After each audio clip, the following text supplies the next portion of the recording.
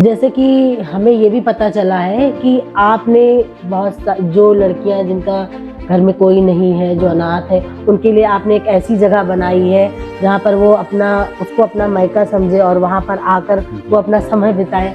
क्या ये बात सच है? जी नमस्कार दोस्तों, स्वागत है आपका हमारे कनपुरिया डायरीज के नए एपिसोड में। और आज हमारे साथ है मानव एकता एसोसिएशन के अध्यक्ष मिस्टर एलपी सिंह। तो सर, आप अपने बारे में कुछ बताइए। नमस्कार, मैं मानव एकता एसोसिएशन का अध्यक्ष एलपी सिंह आज उपस्थित हैं कनपुरिया डायरीज में। ये हमारा सौभाग्य है कि आज हमको इस चैनल में बुलाया गया है। पारिवारिक संबंध जब जुड़ते हैं, जब वो शादियां होती हैं, उनमें भी जब कोई चीज़ की दरार होती है और जब वो सोचती है हम जाएं कहाँ। कभी कभी ऐसा होता है कि माता पिता खत्म हो जाते हैं, उनके घर में भाभी वगैरह मतलब व्यवहार सही नहीं होता, तब उनको लगता है कि हम कहाँ जाएं। उसका चौबेपुर में स्टेशन के पीछे उसका शुभारंभ किया है मेरा मायका के नाम से। अच्छा सर, जैसे कि मानव एकता एसोसिएशन की स्थापना आपने कब की और इस पे क्या उद्देश्य लेकर आप चले थे? मानव एकता एसोसिएशन की स्थापना 2011 में हुई थी।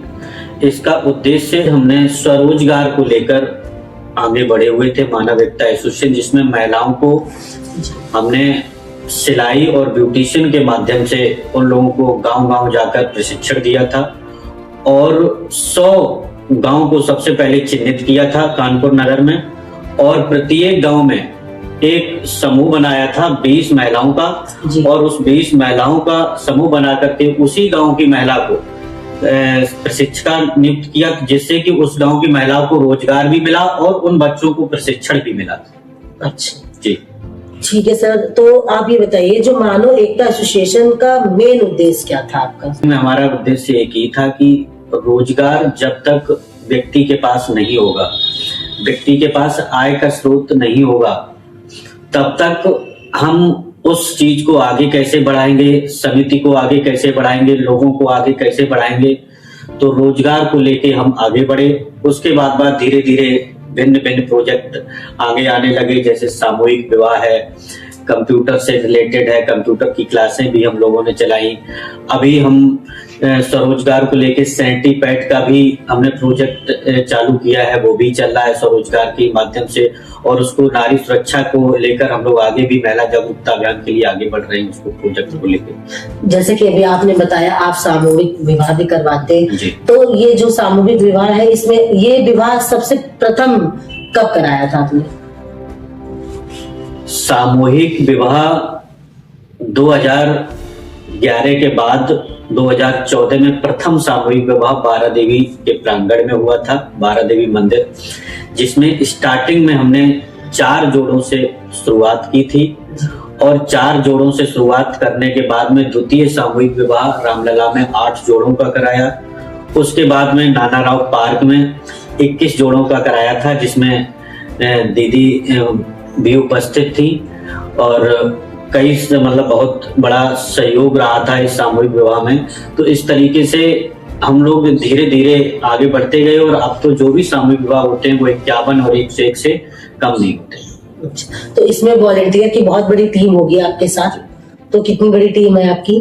वॉलेंटियर के रूप में संस्थान से महिला सशक्तिकरण को लेकर महिलाएं जुड़ी हुई हैं, कुछ पुरुष भी जुड़े हुए हैं, जो अनेक अनेक गांव में अनेक भिन्न भिन्न रूपों में कार्य करते हैं, गांव ग्रामीण क्षेत्रों में जाते हैं, और हम उन बहनों का सामूहिक विवाह कराते हैं। सबसे पहले सर्वे कराते हैं गांव में। अच्छा। कि किसके माता पिता सामूहिक विवाह के माध्यम से कराना चाह रहे हैं, और उनकी आर्थिक स्थिति स्वेच्छा से जो लोग हमारे यहाँ जो सामूहिक विवाह करते हैं, और उसके बाद में एक फॉर्म भरा जाता है। हम लोग दोनों पक्षों को आपस में बिठाते हैं और उनको पूरी विधि प्रक्रिया बताते हैं। हिंदू रीति रिवाज के हिसाब से बिल्कुल बारात निकलती है, और उसके बाद में जयमाल होता है, और जयमाल के बाद में हम लोग भामर और विदाई तक का कार्यक्रम बाकायदा करते हैं। अच्छा, मतलब पूरी शादी पूरा कार्यक्रम। तो कोई ऐसा विचार नहीं था, हमारा सामूहिक विवाह जानते ही नहीं थे स्टार्टिंग में। जी। तो सबसे पहले जब हमने आपको बताया भी कि जैसे सामूहिक विवाह, अभी हम लोग उस सिलाई प्रशिक्षण के लिए गांव-गांव जाते थे 2014 के बाद से, तो गांव-गांव में प्रशिक्षण के लिए महिलाएं मिलती थी, उन्हीं महिलाओं में एक हमारे कानपुर नगर में ही एक गांव था टिकरा के पास। तो उसमें एक माता पिता थे जो बेहद गरीब थे, और जो पिता था उसका वो रिक्शा चालक था। अच्छा। डेली अपना कमाता था डेली। तो उसके और उसकी बेटी पढ़ी लिखी थी, बीए किए हुए थी। तो जब भी हम लोग जाते थे, हमारी टीम जाती थी, उनके दिमाग में सिर्फ एक ही बात होती थी, बेटा हम ये शादी कैसे करेंगे, कैसे कराएंगे, आप लोग आइए से मतलब आप लोग रहना। तो हम लोग उनको बहुत पूर्ण आश्वासन देते थे कि दादा कि मतलब आप परेशान न होइए, हम लोग रहेंगे। इसी के चलते चलते शादी भी हुई 2008 में हम लोगों ने रामलला कराया था। जस्ट उसके पहले की बात है, 2008 के पहले की बात है। अच्छा। तो वहां पर जब शादी में गए तो उनके पिताजी ने बहुत अच्छा गेस्ट हाउस बुक कर रखा था। शादी भी बहुत धूमधाम से हुई।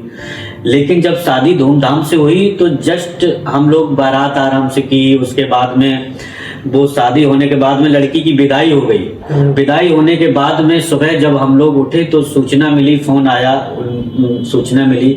उनके पिताजी मतलब अपने हाथ पे वो रख के लिख के गए थे कि हमारी मतलब शादी तो हो गई। जब पुलिस वगैरह ने छानबीन की तो शादी तो हो गई, लेकिन जो उन्होंने कर्जा ले रखा था बेटी के लिए, तो वो चुकाते कैसे। तो दोनों हस्बैंड वाइफ खत्म हो गए, तो उन्होंने आत्महत्या मतलब की थी केवल इस दहेज के रूप में। तभी हम लोगों ने निश्चित किया, एक हमारे बहनें भी नहीं है तो हमने भी फिर उसी दिन से प्रण लिया था कि हम शादियां कराएंगे। और कि हमें ये भी पता चला है कि आपने जो लड़कियां जिनका घर में कोई नहीं है, जो अनाथ है, उनके लिए आपने एक ऐसी जगह बनाई है जहाँ पर वो उसको अपना मायका समझे और वहाँ पर आकर वो अपना समय बिताए। क्या ये बात सच है? जी, जब हमने देखा कि जब बहनों की शादी हो जाती है और शादी होने के बाद ये तो सामूहिक विवाह की बात है, जब हम व्यक्तिगत जीवन में जब हम लोग शादियां कराते हैं, माता पिता की राजी से भी या भाई बहनों की राजी से भी पारिवारिक संबंध जब जुड़ते हैं, जब वो शादियां होती हैं, उनमें भी जब कोई चीज़ की दरार होती है और जब वो सोचती हैं हम जाएं कहाँ। कभी कभी ऐसा होता है कि माता पिता खत्म हो जाते हैं, उनमें भाभी वगैरह मतलब व्यवहार सही नहीं होता, तब उनको लगता है कि हम कहाँ जाएं। इसी प्रकार से सामूहिक विवाह में कुछ ऐसी बहनें हमारी होती हैं जो अनाथ होती हैं। जिन लोगों के माता पिता होते हैं तब तो वो अपने मायके आ सकती हैं, लेकिन जिन लोगों के माता पिता नहीं होते हैं वो उसके बाद वो कहाँ जाएंगे। तो हमने उसका चौबेपुर में स्टेशन के पीछे उसका शुभारंभ किया है मेरा मायका के नाम से। अच्छा जी, उसका नाम हमने मेरा मायका ही रखा है, ताकि कोई बहन हमारी अगर किसी को असुविधा हो और शादी के बाद में तो वो अपने मायके आ सकती है, अपना मायका समझ के आ सकती है। और अगर हम नहीं चाहेंगे कि वो कभी उसके ससुराल में किन्हीं कारणों बस कोई तकलीफ आए, तो इसके लिए हमने जैसे रक्षाबंधन पे या फिर भैया दूज पे कार्यक्रम रखेंगे, तो अपना भाई समझ के अपने मायके मतलब रक्षाबंधन और उससे दीपावली पर भी बुला। ये तो बहुत अच्छा काम किया आपने। जैसे कि आप इतने सारे काम कर रहे हैं, अच्छे कार्य कर रहे हैं, तो इसका कोई आपको गवर्नमेंट फंड मिलता है कि आप ये स्वयं कर रहे हैं, या फिर कुछ लोग होते हैं जिनसे जुड़ कर रहे हैं कि कोई सरकारी? मानव एकता एसोसिएशन को अभी तक तो जो सभी लोगों के सहयोग से दूसरी चीज है, हमने आपको बताया कि एक तरफ सहयोग रहता है और दूसरा हम लोग रोजगार के लिए जो कार्य करते हैं, जैसे सिलाई मशीनों की जो महिलाएं प्रशिक्षण लेती हैं, जो सैनिटरी पैड का हम लोग जो काम कर रहे हैं उनसे कंप्यूटर का प्रशिक्षण देते हैं, जो उनसे आय का स्रोत जो होता है उससे हम बहनों की शादियां कराते हैं। दूसरी चीज, कुछ मदर्स एनजीओ हैं जो हम लोगों के साथ मानव एकता एसोसिएशन के साथ जुड़े हुए हैं, तो हम लोग उनसे भी अपना कार्य करते हैं और उसी कार्य से हम लोग ये आगे संस्था को बढ़ा रहे हैं। जी, तो में आप जैसे आजकल तो डिजिटल जमाना है, तो कंप्यूटर को लेकर आप कुछ कार्य कर रहे हैं। ये सबसे पहले तो यही है कि व्यक्ति का हमारा मुख्य उद्देश्य है कि हम जो व्यक्ति हमसे जुड़े जी, उसको हम रोजगार की धारा से जोड़ें कैसे। हाँ। क्योंकि जो तकलीफ हमने सही है पढ़ाई के वक्त जी, और हमने जो दर्द सहा है वो व्यक्ति वो दर्द ना सहे, हम भले कम करें। जो भी व्यक्ति, अगर मेरे साथ व्यक्ति 10 दिन भी जुड़ता है तो हम चाहते हैं कि उसका 10 दिन का मानदेय हम उसको दें, ताकि वो व्यक्ति बराबर हमारे साथ टच में रहे। हम मतलब रोजगार की धारा को लेके बहुत इंसाइडर रहते हैं, ताकि वो व्यक्ति लगातार हमसे जुड़ाव बनाए रखे। तो महिलाओं के साथ साथ आपने पुरुषों के लिए भी योजनाएं जी। चलाई हैं। चाहे वो महिला हो या पुरुष हो, मैं पुरुषों के लिए हमने जो कार्य किया है उसको हम फील्ड पे ज्यादा उतारते हैं, अच्छा। ताकि वो फील्ड पे कार्य करता है और महिलाएं ऑफिस वगैरह में कार्य करती हैं। जी, जैसे कि आपका जो एनजीओ है, जी। इसको किसी तरीके का कोई पुरस्कार, सम्मान, बहुत, क्योंकि आप इतने अच्छे काम कर रहे हैं, बहुत बड़े काम कर रहे हैं, तो कोई सम्मान प्राप्त हुआ है आज तक आपको? मानव एकता एसोसिएशन को वैसे तो आप सब लोगों का आशीर्वाद है, और मानव एकता संघ को राष्ट्रपति जी द्वारा भी हमको मुलाकात हमारी हुई है, और उन्होंने मेरे सपनों का हिंदुस्तान जो हमारी पुस्तिका थी उसकी बहुत सराहना की। अच्छा। उसके बाद राज्यपाल जी से भी वही पुस्तक की बहुत सराहना की गई। अभी जल्दी में हमने बॉलीवुड अभिनेत्री महिमा चौधरी और प्रीति झिंगानिया और बॉलीवुड अभिनेत्री समिता शेट्टी द्वारा भी अभी सम्मान हमको मिला हुआ है। बहुत अच्छी बात जी, है। अभी 21 दिसंबर को सुनील शेट्टी द्वारा भी जयपुर में सम्मान प्राप्त होगा। तो ये सारे चीजें हैं जो संस्थान की लगातार चलती रहती हैं। नहीं, ये तो बहुत अच्छी बात है, आपको तो बहुत सम्मान मिला है। हमारा सुखद और खुशमय पल था 2018 का, जो हम राष्ट्रपति भवन में हमारी मुलाकात राष्ट्रपति भवन में हमारी जो हुई थी, और वहीं पर जो हमारी सराहना उनके माध्यम से की गई थी मानव एकता एसोसिएशन की, वो हमारे लिए बहुत गौरव के पल थे। अच्छा, एक पर्सनल चीज मैं पूछना चाहूंगी कि आप अपने बचपन में क्या सोचते थे? लोग सोचते थे हम डॉक्टर बनेंगे, कोई इंजीनियर बनना चाहता था, लेकिन आपने क्या सोचा था कि मैं बड़ा होकर क्या बनूंगा? बचपन में हमारा जो बचपन था वो बहुत ही खुशहाल रहा है, और बचपन में जब हम आगे बढ़े, हमने इंटर किया, ग्रेजुएशन बीसीए करने के लिए हम कानपुर आए, और हमने नहीं सोचा था कि हम इस लाइन में जाएंगे एनजीओ के क्षेत्र में। हमारा एक सपना था कि हम इंजीनियर बनेंगे, पॉलिटेक्निक या बीटेक करेंगे। जब हम बीसीए कर रहे थे तो वहीं पर एक संस्था थी, और कई सारे लोग पीड़ित आते थे, कहीं बहुत सारे, तो वहीं पर हमने देखा, और कई सारे लोग बेरोजगार आते थे, और कई सारे लोगों को वहां से रोजगार मिला। हमने वहीं पर कार्य भी किया, और कार्य करने के बाद में जो संविदा पर भी कई सारी भर्तियां वहां रोडवेज में हुई थी, तो हमको भी लगा कि जब एनजीओ के माध्यम से लोगों को रोजगार मिल रहा है, तो हमने भी सोचा कि हम छोटा सा एक एनजीओ खोलेंगे, और ऐसा एनजीओ खोलेंगे जो किसी के नाम पे नहीं होगा। जी। ना जाति पर होगा, ना धर्म पे होगा, जिसमें केवल और केवल मानवता और इंसानियत झलकेगी। इसलिए इस संस्था का नाम मानव एकता एसोसिएशन रखा गया। सारे लोग इसमें समाहित हैं। जब हम इस मंच पे जाते हैं तो कोई किसी भी पार्टी का हो, किसी भी जाति का हो, किसी भी धर्म का हो, सारे लोग हमको मिलकर गले लगाकर बिठाते हैं। तो आपने ये एनजीओ खोल के आपको मतलब वो सुख मिला जो आप चाहते थे? हमको सुख मिला, लेकिन मतलब जो हमारे स्टार हैं या परिवार, जो इस विषय में लोग जानते नहीं है, जी। वो अभी भी नहीं समझ पाते हैं कि हम कर क्या रहे हैं। हमेशा उनका सवाल यही होता है कि आप करते क्या है, क्योंकि उनको पूर्ण जानकारी नहीं है इस विषय में। ये बात तो सही है, लोग ये सोचते हैं, अभी भी सोचते हैं कि आप करते क्या हो, लेकिन उनको ये नहीं पता कि आप कितना अच्छा काम कर रहे हैं, कितने लोगों का घर बसा रहे हैं, कितने लोगों को रोजगार दे रहे हैं। इससे बड़ा काम क्या ही होगा। सर, आप इतना अच्छा काम कर रहे हैं, तो आपको किसी तरीके की आलोचना मिली है? किसी तरीके के लोग आपको धमकी दे रहे हो कि ना, क्योंकि आप इतना अच्छा काम कर रहे हैं, तो अच्छे काम के लिए पीछे से लोग करते हैं ना कि ये व्यक्ति बहुत अच्छा काम कर रहा है, तो कभी धमकी देते हैं, या कुछ इस तरीके से हुआ कभी आपकी जिंदगी में? ये धमकी देने वाला तो ईश्वर की कृपा से हमारे जीवन में नहीं आया, क्योंकि हमने कभी किसी से लड़ाई नहीं की। लेकिन हाँ, इतना जरूर है कि जो लोग नहीं जानते हैं, वो सोचते हैं कि जैसे बहुत सारी महिलाएं जुड़ी हैं, तो उनकी जो थिंकिंग है, हम उस थिंकिंग को नहीं बदल सकते। ये बात तो सही है। कुछ लोग जो है थिंकिंग, तो उस विषय को लेके हम नहीं सोचते हैं। हम अपना काम करना है, क्योंकि 10,000 से महिलाएं अधिक जुड़ी हुई हैं, और हम इस मिशन को केवल कानपुर और उत्तर प्रदेश तक ही नहीं हमारा मकसद है। हमारा मकसद धन की आय की स्रोत को लेके नहीं है। हमारा उद्देश्य दो ही है। हमारा उद्देश्य लोगों को रोजगार देना और हमारा उद्देश्य इस मानव एकता एसोसिएशन को पूरे भारत में ले जाना और हमारे मरने के बाद भी इस मानव एकता एसोसिएशन के लिए हम कुछ ऐसा कर जाएं कि वो मानव एकता एसोसिएशन लगातार चलती रहे। केवल हमारा यही उद्देश्य है। ये तो बहुत अच्छा उद्देश्य है आपका। तो फिर जैसे कि आपने बताया आपके साथ 10,000 महिलाएं जुड़ी जी। हैं, ये तो बहुत बड़ा नंबर काउंट है। 10,000 महिलाएं जुड़ी हैं, तो उस 10,000 में कोई एक ऐसी महिला जरूर होगी जिसकी स्टोरी से आप बहुत भावुक हो गए हो।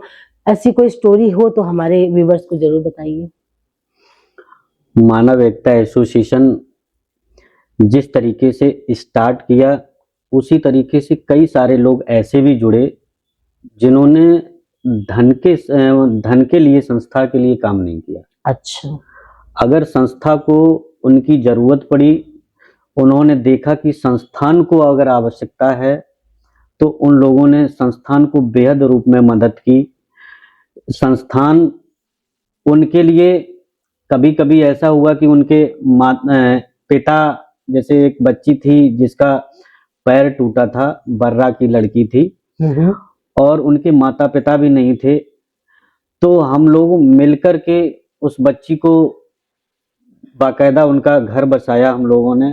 संस्था को अभी कोरोना से पहले हम लोगों को जरूरत पड़ी। संस्था बहुत जर्जर की स्थिति में थी। कई सारी बहनों ने हमारी मदद की। कई सारी बहनों ने मतलब ऐसी महिलाएं और ऐसी बहनें जुड़ी हुई थी और जुड़ी हुई हैं कि उन्होंने संस्थान को, जिनके पास पैसे भी नहीं थे, और जब लगा कि संस्थान और भैया ऐसी स्थिति में जा रहे हैं कि संस्थान खत्म सी हो रही है, तो उन्होंने अपना सामान, चैन या अंगूठी तक रखे संस्थान की मदद की। और ऐसी बहनों का हम नाम ना लेकर के उनको बहुत बहुत धन्यवाद देते हैं और हृदय से उनकी कामना करते हैं कि जब तक हमारा जीवन है तब तक इस संस्थान के माध्यम से हम उनकी मदद करते रहेंगे।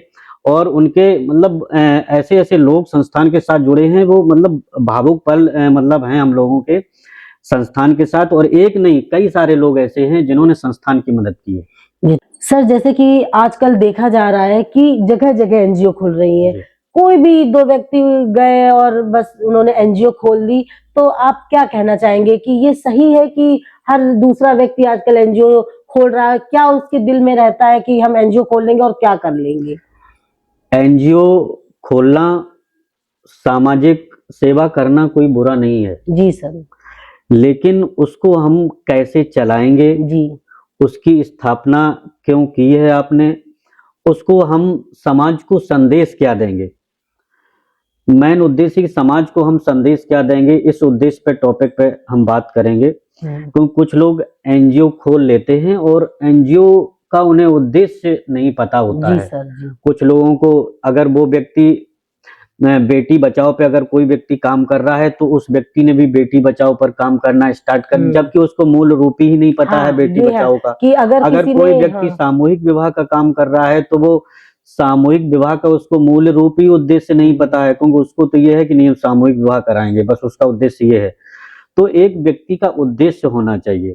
दूसरी चीज, जो जगह जगह जो छोटी छोटी एनजीओज खुली हुई हैं अपने पूरे बड़े बड़े शहर में, कानपुर नगर में, उत्तर प्रदेश में, तो जब हम चाहते हैं कि जिस तरीके से अन्य संगठन, जिस तरीके से पार्टियों को लोग जानते हैं, उसी तरीके से एनजीओ को और सामाजिक संस्थाओं को लोग जाने और राष्ट्रीय स्तर पर लोग जाने।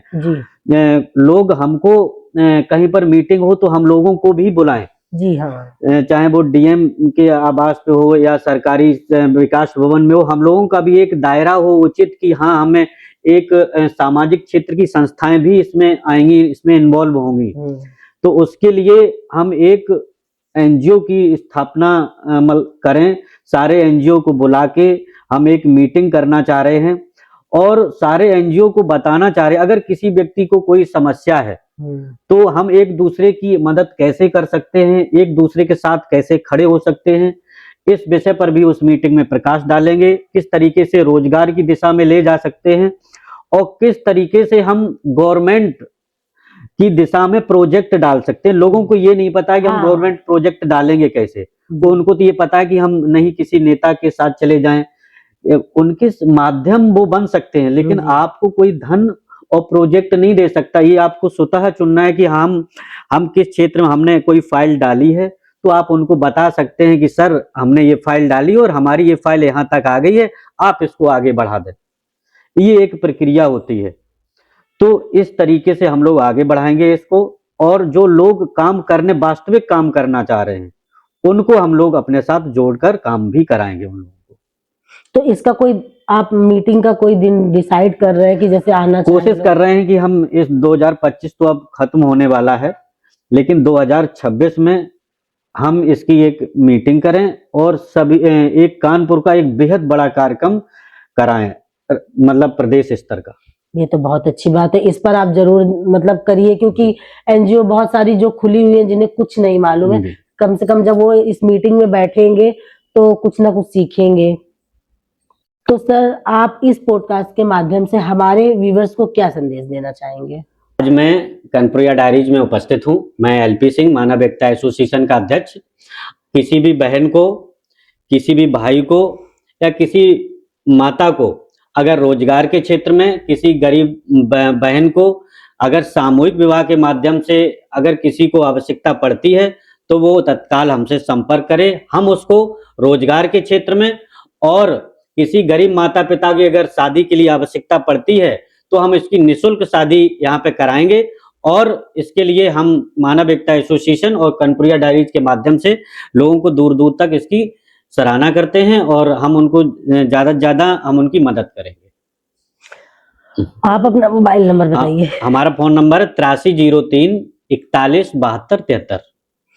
जैसे कि आपने देखा कि आज वो कड़ी फिर से जुड़ी है जो हम लोगों ने लेकर शुरू किया था, कि आप लोग के बीच से हम लोग ऐसे लोगों को लेकर आएंगे जो समाज में बहुत अच्छा कार्य कर रहे हैं।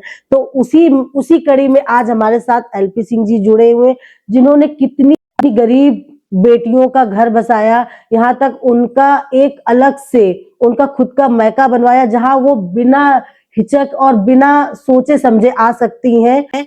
तो आज हमें लगता है कि हमारा जो ये पॉडकास्ट चैनल था वो फिर से सफल हुआ है, कि ऐसे व्यक्तियों को हम लोग ढूंढ कर ला रहे हैं।